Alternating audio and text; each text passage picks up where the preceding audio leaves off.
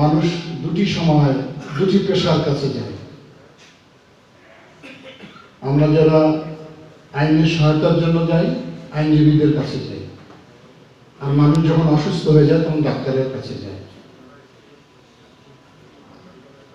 আপনারা যখন আমাদের মামলা নিয়ে যুক্তিতর্ক করেন তখন আমরা অসহায়ের মতো ডকের মধ্যে দাঁড়িয়ে ফ্যাল ফ্যাল করে তাকিয়ে থাকি যে আমাদের ভাগ্যে কি রায় অপেক্ষা করছে।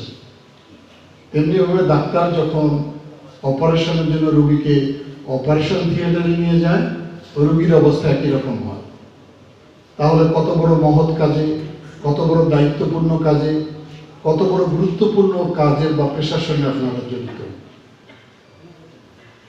বাংলাদেশের আইন স্বাভাবিক গতিতে চলে না, বিচার ব্যবস্থায় হস্তক্ষেপ হয়, যার কারণে ন্যায় বিচারও অনেকে পায় না।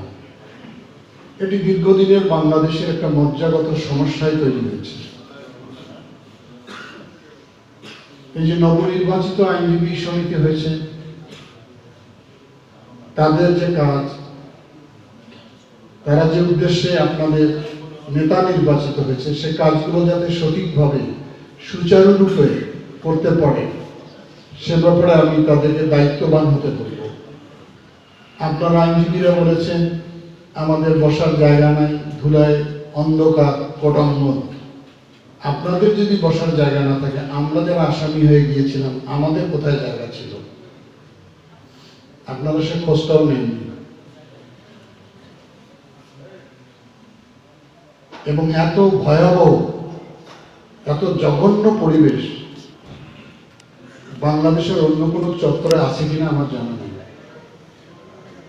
আপনাদেরও আকাঙ্ক্ষা, আমাদেরও আকাঙ্ক্ষা যে আইন অঙ্গনটাকে একটি শৃঙ্খলার মধ্যে নিয়ে আসতে হবে। তার জন্য একটি ভবন দরকার, চিফ জুডিশিয়াল ভবন। দীর্ঘদিন ধরে হচ্ছে, আজকে হবে, কালকে হবে, নানান কথা আমরা শুনেছি। পরিশেষে দেখলাম যে 16 বছর অতিবাহিত হয়ে গেল, সেই ভবনটি নির্মাণ করা সম্ভব হয়নি। এটি এখন আপনাদের আকাঙ্ক্ষা, আমাদেরও আকাঙ্ক্ষা। আমি যতটুকু খবর রেখেছি আপনারা আমাদের কাছে দাবি করছেন। আমরা এমন একটা সময় আপনাদের সামনে হাজির হয়েছি, আমরা না বিরোধী দল না সরকারি দল, অর্থাৎ আমরা আছি আধা সরকারি। এখন না পারি কাজ করতে, না পারি আপনাদের আকাঙ্ক্ষা মেটাতে। তবে আমি জেলা প্রশাসক সাহেবের কথা বলেছি যাতে চিফ জুডিশিয়াল ভবনটি অল্প সময়ের মধ্যে কাজ করা সম্ভব হয় সে ব্যাপারে যেন জরুরি পদক্ষেপ গ্রহণ করা হয়। ইতিমধ্যে আমাদের মডেল মসজিদের পাশেই জায়গা নির্ধারণ হয়েছে, আমরা যোগাযোগ করছি যাতে ভবনটি নির্মাণ করা সম্ভব হয়। এর মধ্যে দিয়ে একটি পরিবেশ তৈরি হবে। যারা মামলার জন্য বাদী বা বিবাদী হিসাবে কোটাঙ্গনে যান তারা অনেকে অনেক সম্মানী লোক, অনেক যোগ্য লোকও থাকে, কিন্তু তাদের বসার জায়গাও নেই, পরিবেশও নেই। এটি একটি দিক। আরেকটি দিক আমি মনে করি যে অসহায় যখন একজন আসামি আপনাদের কাছে আশ্রয় নেয়, আইনের সহায়তা চায়, তাদের পক্ষে আপনারা